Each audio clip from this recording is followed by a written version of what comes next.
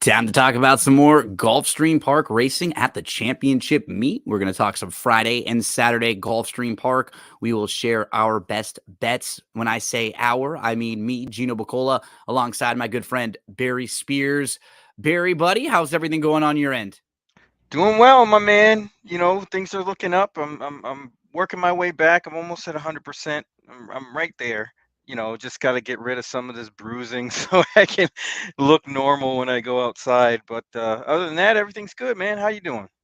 Feeling good. We're ready to lead the folks to some winners out there. We encourage everybody to dive on into your daily racing form past performances. Remember, Gulfstream Park has everything you need. DRF has everything you need for Gulfstream Park throughout the meet. Past performances, picks. They've also got those clocker reports for you each and every day that there's racing. You can check out the clocker reports. So, first time starters, surface switches, horses coming off long layoffs. That'll help you out big time. And this weekend, we really have to monitor weather, right, Barry? Because it's been raining. Some of these races could come off the grass, but we know that there are multiple surfaces. So with the synthetic, there could be races from the turf taken to the synthetic, and we'll have to keep an eye on that. Sure. Yeah, I know there was some rain in the forecast. It might not have really affect South Florida as much, but we'll see. Now, Gulfstream Friday is where we will dive on into. We always encourage everyone out there to take a look at the schedule for stable duel. See if you want to get involved in some of those stable duel contests at Gulfstream Park all the time. Woodbine's just winding down. Santa Anita will be opening up soon, and there will be plenty over there. And remember, folks, this is the no chalk zone as we look at the daily racing form past performances. We're going to be talking about prices. So, Barry, I'm going to look at races 2 and 5 on Friday. Then I got an extra one on Saturday. You're going to go 5, 6, and 8 for Friday. So I'll start us out in race number 2, which is a 5 furlong race on the grass. And what's interesting about this race, whether it's on the grass or taken off, most of this field is speed. It's almost all speed. Bedrock Birdie from the inside, very fast. Bubbly Champagne wants to go. El Toreno, really, really quick. Devil at Midnight wants to go.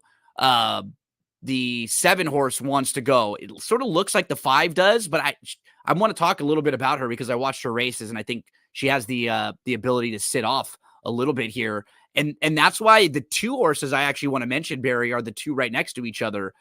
This is a Barry Spears angle. The 6 Happy World is your like lone real true closer in this field. Like the only proven horse at a turf sprint passing horses in the Oh field. yeah, that's such a great angle when it does come up. It doesn't happen very often.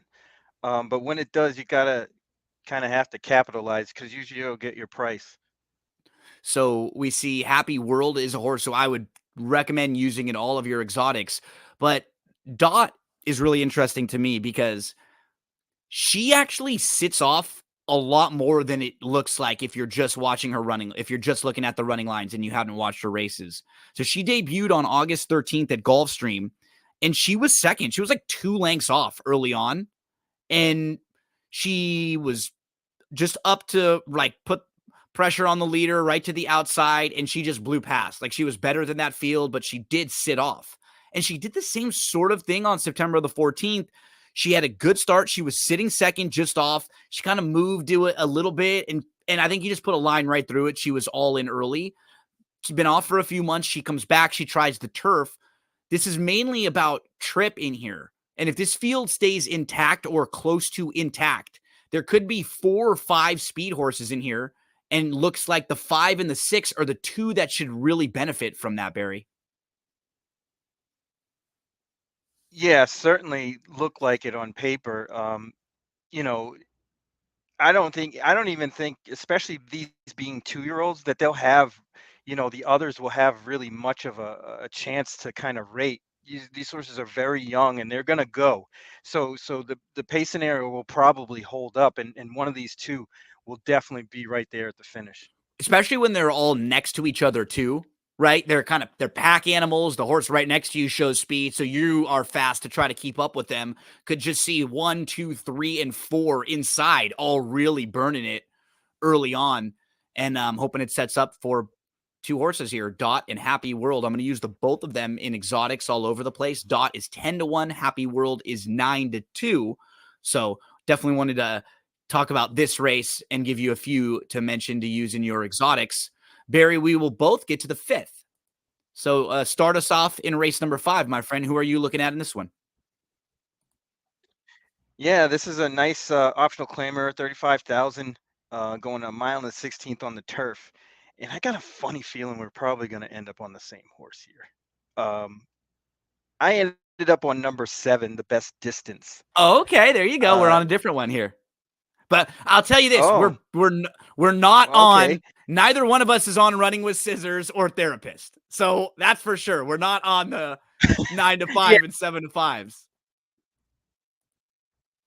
You know how we roll. This is a no chalk zone, like you said earlier. But um, I looked at this race up and down and didn't find much speed. I mean, the only other horse that has shown speed in the past is number 2, Thought, and I don't think that And horse that's is who I'm actually on. But uh, that's who I went to, of this which is caliber. funny. Yeah, That's funny. and I just thought the 7 has, you know, the ultimate kind of run of it. I think this horse will not be denied the lead, and it's just as far as this horse wants to go. Now, you mentioned earlier that these races may come off the turf, and that might be even better for the 7, For because this both of horse us, has for been it's running definitely really. better for the 2, who I like. Yeah, and I think, either way, even if it does go on the turf, I think the 7's a much improved horse, than he was earlier this year, and going to the lead is proven the best thing for this horse. And I don't see anybody getting in this horse's way. And it's a matter of how far they want to go. If they want to go slow early, I think that's so perfect for the 7. And even the 2, I mean, even if they both go out here, I mean, wasn't it They're last not week gonna that we had battle. horses? Right, we had horses with similar running styles, and yours ended up winning, and mine faded a little bit. Um, I think we might have that similar situation. I'm going to go with the horse that's going to be in front again. That's basically the difference between the two of them. Yep. And I think if you look at Thought, if this race does stay on turf and we're wondering, like, how good is this guy on the grass? Well, he's only been on the turf 3 times. One of them was early in his career. I think you can just put a line through it at Churchill. The other 2 races, they're not bad. He was third in both of those races, and one of them came before going to the bench for a little while. Um, I think second start back, he's been remarkably consistent lately. And I think he's just a better horse now than the last time he was on the grass. I feel like he sits a great trip down inside there, Barry. So we're kind of looking for the same sort of trips. We want horses that are going to be forwardly placed in here. I'm going to use Thought, second start off the short break. His win last time was nice. Like, visually, he moved to the lead. He had to deal with some challengers, and it was sort of like a well-measured W.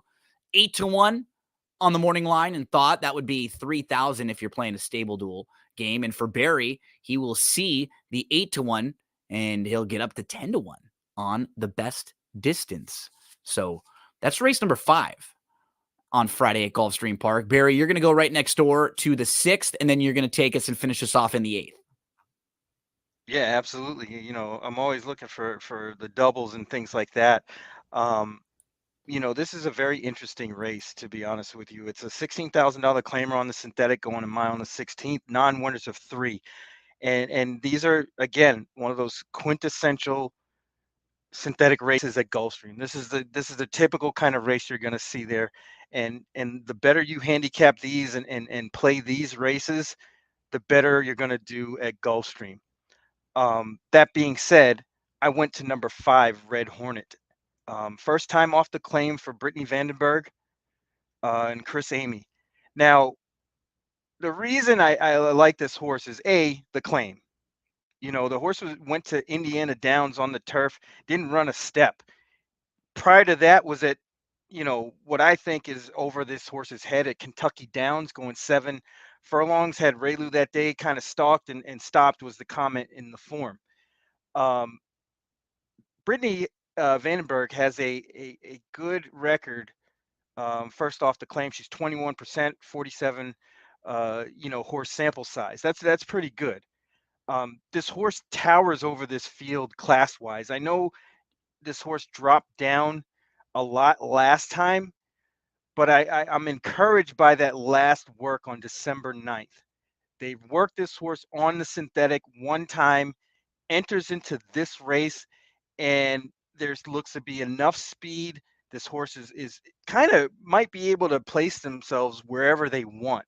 So if it's slow, I think they're going to be closer to the pace. If it's fast, they're going to be off it.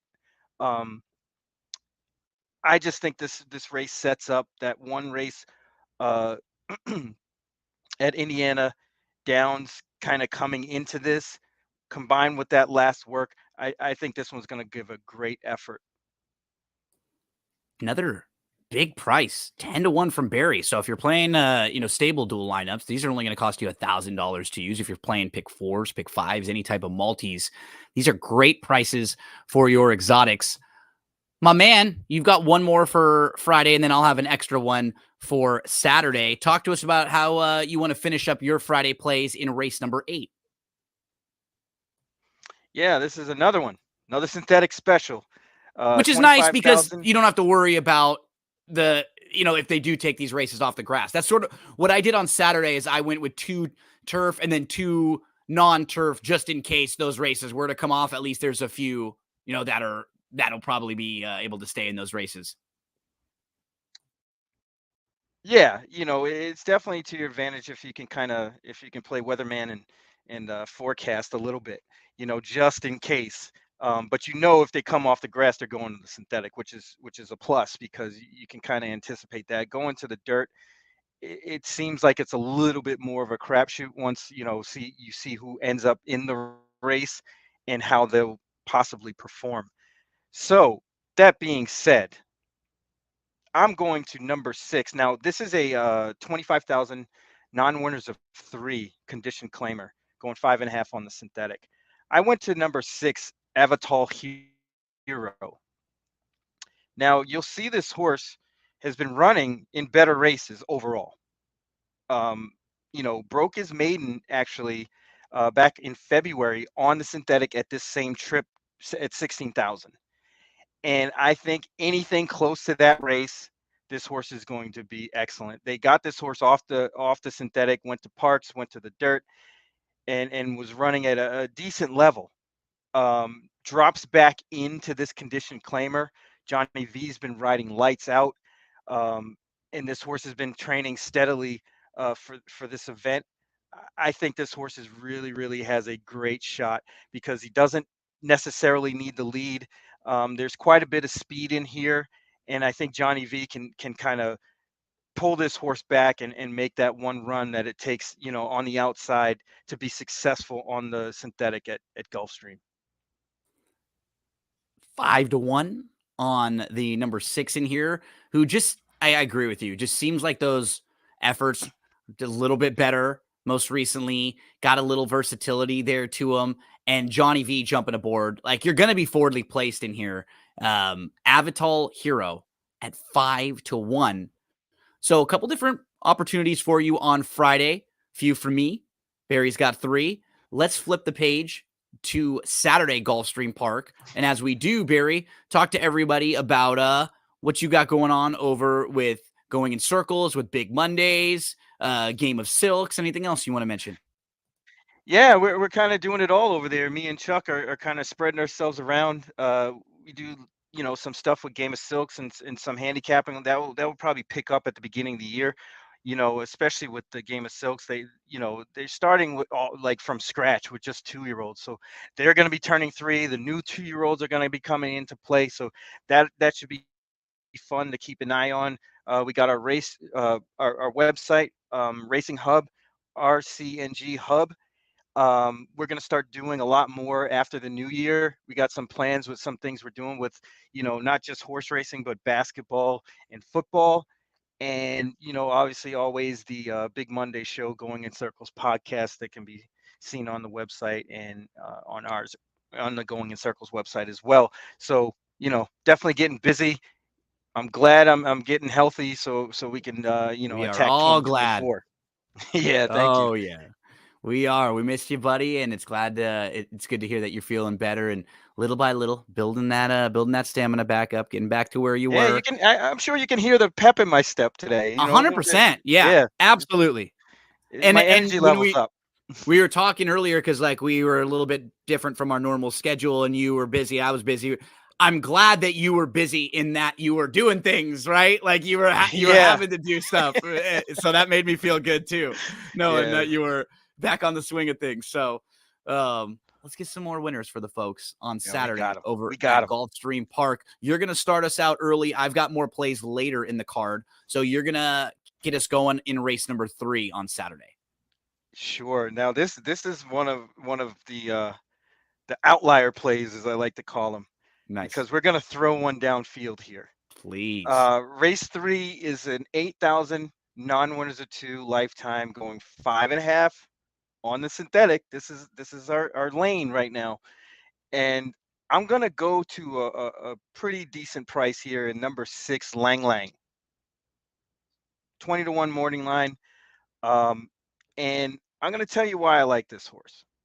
First off, June 10th, 2023, this horse breaks his maiden on this surface at this trip. Got a decent buyer figure that day, and that's competitive in this race. And you'll see the progression after that. The horse was claimed in a synthetic race that the horse didn't really do much running and kind of hasn't. But if you pull up the replay for the October 14th race, you'll see Okay. the comment head turned at the start.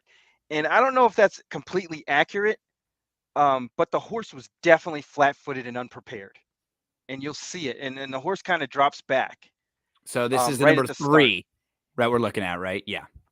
Yes, the number 3. Yep. And you can see the horse is unprepared. I looked at the head on, and you don't really see the horse. His head was turned, but not when they opened the gate. It was like right before, and I think the horse was just a little flat-footed. And you saw the horse kind of break a little bit last and gets kind of rushed up, goes to the inside here. And then once you see, if you could fast forward a little bit to the top of the stretch, you'll see the horse come back into view. And by the time the horse kind of gets into it, the race is kind of over, and I think the jock kind of lets up and kind of lets the horse kind of run out through and didn't really pursue, which was probably a good thing. You can Save a see on the little. inside, the Yeah, horse makes a save a little move, something for it. kind of Yeah. kind of gets into contention and shows interest. Right. And now there's like a wall of like 9 horses in front of him, literally, Yep. and they kind of like ease up. There's nowhere to go. The horse was definitely not going to get a placing here, and I think that was a good thing to do. You see, the jock was really like standing up at the end there. Um, that being said, there's no world beaters in this race. Obviously, it's an $8,000 claimer. Um, the favorite, who's on the inside, is a tough trip at 5.5 on the synthetic. I mean, not that Irad doesn't bully his way out a lot. He's definitely going to have to do that here. But I think Lang Lang is going to get overlooked. He's probably going to be higher than this 20-1. You got the nondescript jockey, uh, Enel Cordero, the trainer. People don't know, but does okay on the synthetic. And I think this is a really good spot for this horse to run well. Um, Again, I want this horse to win, but I wouldn't be surprised, if this horse is right around all of it at the end. Um, I think there's enough speed. Tovia, rough enough. Both have speed. Even Valsgal might even get out there. The two babies dialed in is definitely going to get out there. And, who knows? Irad might try to pop the gate and try to get out in front, which will add to the pace. And you saw in that replay how Lang Lang kind of likes to come off Gets the going gate. late. He looks Yeah, right. He looks like, absolutely. and those are the winning moves on the synthetic at Gulfstream. Um, and you can even see the workout on November 18th indicates that this horse is in okay form. I see 2 workouts after that on the turf, but they chose this spot. And I just think this is a really good chance to take a shot with a horse at a big price. 20-1 on the morning line for Barry in race number 3. So you're going to also go to the 5th race, and then I'll pop in race number 6 right next door. Both the 5th and the 6th races are both carded for the synthetic, so won't hopefully have a lot of changes in these ones, even if we do get some weather. Talk to us about who you're looking at in this fifth race. Yeah, this is another one. Another one. We're going synthetic, man. I'm telling you, it's the way to go, and you can get prices on the synthetic at Gulfstream.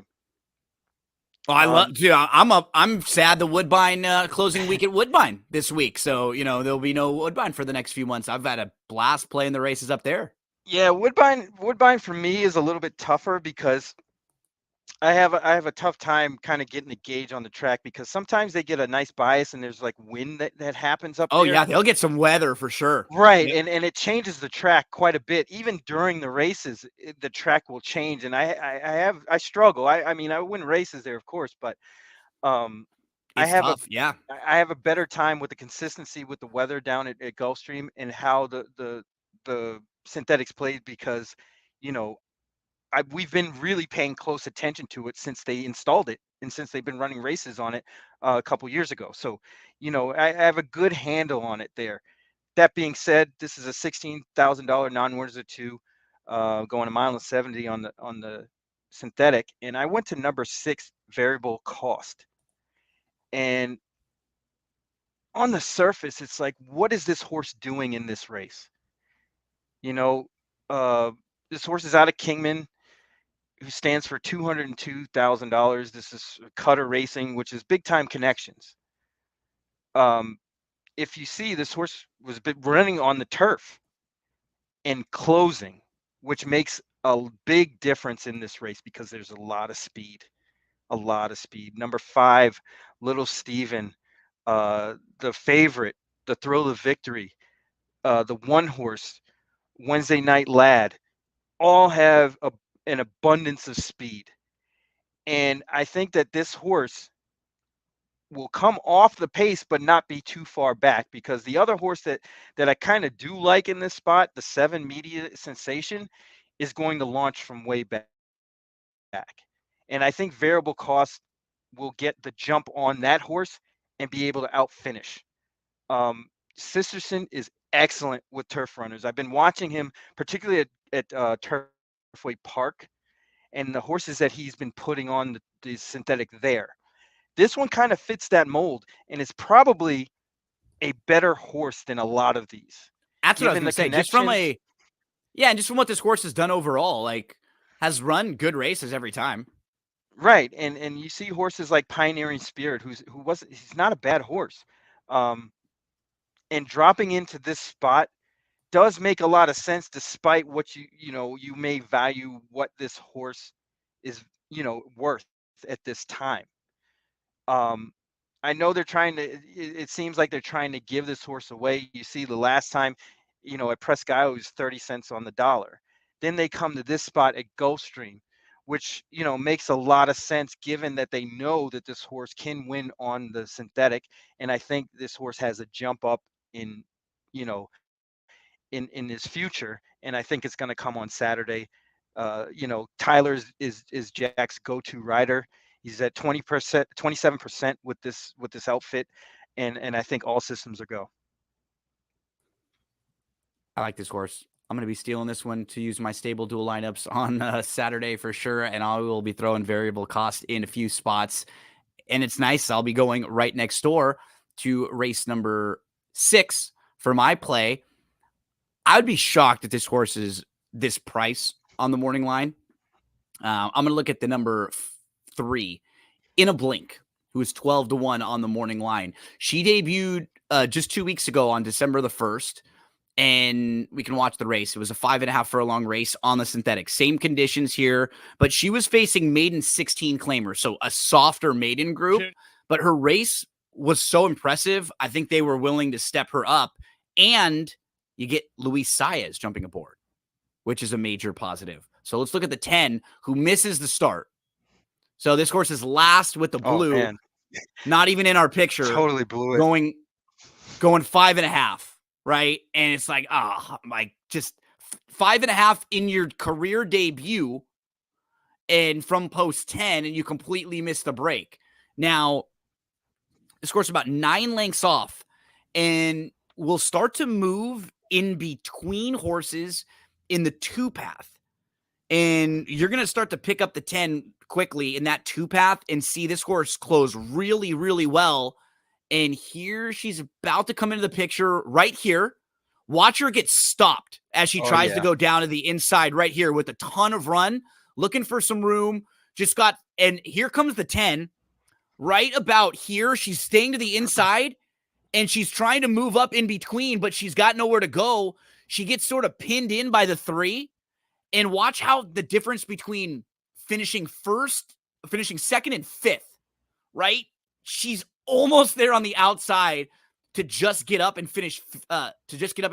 Yeah. Instead, Eh, she finishes fifth. The horse who wins the race is the horse who pinned her in and kind of cut her off. Like, she could have won this race with a cleaner trip.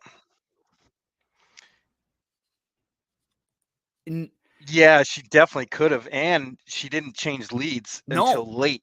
And that means that the fact that she did change leads is probably encouraging for the next race for this one. You know what I And mean? then you get Luis to jump aboard now, and I think she makes a ton of sense in here. She's 12-1 on the morning line. So she's going to be a nice price in any of your Yeah. exotics. Yeah, I like That this is one. race 6 at Gulfstream Park.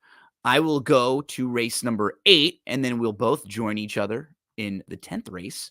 So the 8th race is on the turf. Keep in mind, the number 6, Lauriston, just did not have the greatest of trips at Keeneland. This horse got some action that day. It had a really slow start. It was like 10 or 11 lengths off. Stayed at the inside, was green, but had a lot of run at the top of the lane. Altered course a few times, and you could just see this horse really got going.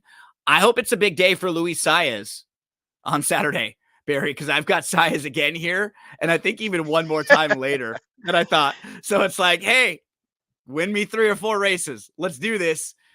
These are, this You is know, a horse who you even know what's go funny ahead. is I oh, I was gonna say, you know what's funny? Like even if that last race with the 10 that you showed and this, Anchorman 2. Have you seen Anchorman 2?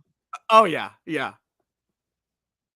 I call that the Jack Lame trip when they Abs- hop the start or just unprepared stop. You know what I mean? Like I say yep. it at home. And I was like, man, that was a Jack Lame trip, and they just hop start and have no chance, and they come running late. That's what I call that. And those horses usually come back to win. I usually put them in the stable mail so I don't forget to play them back because usually if they get a good start the next time, they're usually a better price and they get the job done. So it seems like this is the same kind of thing. 8-1 on Lauriston. Throw this one into your exotics. If she's over 5-1 and this race is on the grass, I'll bet her. She got a couple nice turf works even since that turf debut. Lots of positives for Lauriston. Okay, we both go to race number 10, my friend. Who are you going to look at in this 10th Oh yeah. race? Um, this was kind of one of those. This is the pick by attrition. I do this quite a bit, especially in smaller fields where, I kind of analyze the horses' styles, because usually when you get to these races at optional claimer 62, you're dealing with pretty good horses, lower level stakes types that are fairly consistent with what they do and the way they run. Now I know Super Chow is going to get bet off the board here. Yep. And honestly, I think that this horse has lost a step, or at least initially. You see that the horse kind of went around to a couple places off of that layoff since August, and really hasn't shown the kind of speed that you want to see since June ish. It really hit his peak early last year, January, February. It was really kind of unbeatable at that point. Uh, but I haven't seen that horse since. I know the horse is getting Lasix this time, but there's also some speed in here too, besides Super Chow and horses that can kind of make it difficult. And Yep. that's all we need. Because I'm going to tell you who I ended up with is the number 2 XY Point, because is probably the best closer in the race and will probably sit the best trip behind them. You got a horse in ribbons and medals that probably has no shot. I don't even know if this horse is going to run. They might scratch him, which would make it even easier. Um, Doc Amster gets at this level and can't win. Finishes fourth. If you look at his past performances, he's run at this level on April 9th, finished fourth. April 27th, finished fourth. August 5th, finished fourth. November 23rd, finished fourth. So I have no confidence that this horse can win at this level. Probably needs it a little bit easier. Tickling will probably need the lead and add to the pace issue, as well as Real Talk, who might get kind of lost in the shuffle, being close to the pace in a stalking trip. It might not be ideal. And XY Point will probably be a little bit behind that one. um, Showed a lot of improvement the last race where he was able to settle. Edwin was able to get this horse to settle after kind of a rough start, and the horse kind of won going away. I, you know, I think that sets up perfectly in the same fashion.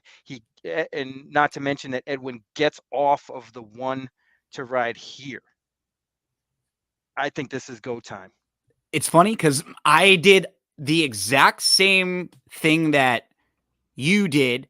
I ended up on a slightly different horse, but I did the same process of elimination type thing. I didn't want the one.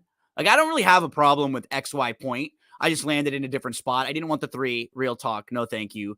Um, Kicking's a little bit intriguing to me as a first time gelding at a little bit of a price. The 4 is definitely wasn't talking about Chow, and you mentioned the 7. I got to Doc Amster by default, and you were kind of hitting at the point that Yeah. he runs like at this level. It's not that he runs bad. He just sort of like all of his races at this level, you've seen like fourths. I think the key for him is the 6 furlongs at this level with this Yeah, the field. distance Like, I don't, is yeah, like, better. I Yeah. don't think he's that like great of, I don't think he's the maybe even the best horse in this field. But what's nice is that at 6 furlongs, he has the running style to where he can put himself he won't get outrun by Super Chow, but he can pass horses a little bit. The problem is he doesn't want to go farther than that. Like, we can watching his last race, I think you can really see, like, Secrets. visually, you can see it with him. So he's the one in this race, Doc Amster. And also another thing, Mm. he drew the rail in 3 straight races. So for a horse with his running style, that's not where you want to be. Because right here, he gets forced. He's kind of in this weird spot. Like, he'd love to be sitting just off of horses, right where he is in like 3rd or 4th. But when you're inside, watch what ends up happening to him. Instead of being just behind the leaders, next time we see him in the picture, he gets shuffled all the way back. It's like, what the heck just happened? He was like another flight in front right there. Like, how is he last in this race right now? It was like, what happened? And he's down on the inside and he tries to Yeah, get you through got here. the ill shuffle, as I call it. Yeah, exactly. And so I think just a couple things for him. The cutback, because right here you see he makes a little like middle move run, but that's really what he's got. He's got some positional Yeah, speed he's and interested. You can see. he's got a little punch. But like, he tries to get down inside here. He doesn't really love it. Like, he gets up into contention, but then what happens? Hurricane J just says, "Nah, I'm gone." Right. And like Shut the and door. opens back up Yeah, shuts the here. And door this on was a him. horse Mhm. who just wins on the front end. But like, I thought that was kind of a better than might have looked race. And I really like the getting off the rail after 3 straight inside, 3rd start of the form cycle, and the cutback. Like, these are the sort of like mini makeover package thing for this horse, to where I see that Jenna's trying to do everything she can to get him into the winner's circle here, because these are all the positives. Cut him back a little. Now he gets to the outside. He likes Gulfstream Park. He should be able to sit a pretty good trip in here. We both found 6-1 shots that we like in this race. Barry's on XY Honestly, Point.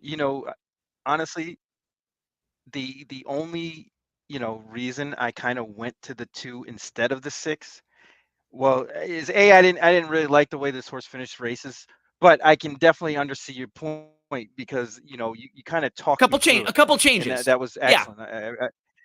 But I also thought that the 2 won't be bet as much. So I kind of want the higher the 2 either way.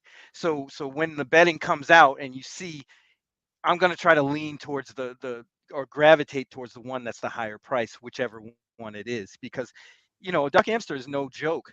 It's just No. he needs the right kind of situation. But I can definitely see this developing for either one of those horses. I'm just going to take whoever's higher priced. And as we finish up, I just want to give everybody one little flyer in the 11th, which is a nice 2-mile turf race. So they'll be running around a few times here. There's not any real confirmed speed except for this guy, F5, which reminds me of the Brock Lesnar music. Doom, doom, da doom, doom, da da doom, doom, da doom, doom.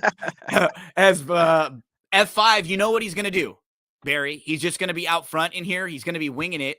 His win came at 1.375 miles. So that's sort of a lot of times with these horses when they can just get softer early fractions a little and they can relax. And who is it going to be one more time for me? Luis Saez, baby. Let's get out front with Louis, that's F5. my man.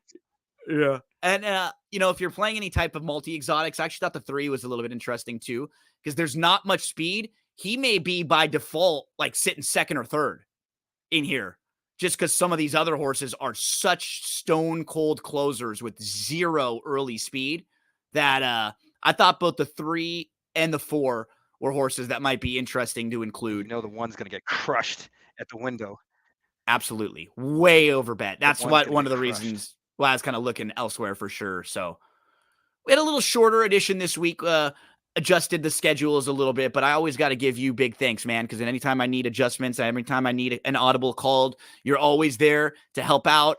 And now it's nice because we get to talk Gulfstream Park, the track that you know. And in a few weeks, we're going to add Santa Anita into the mix.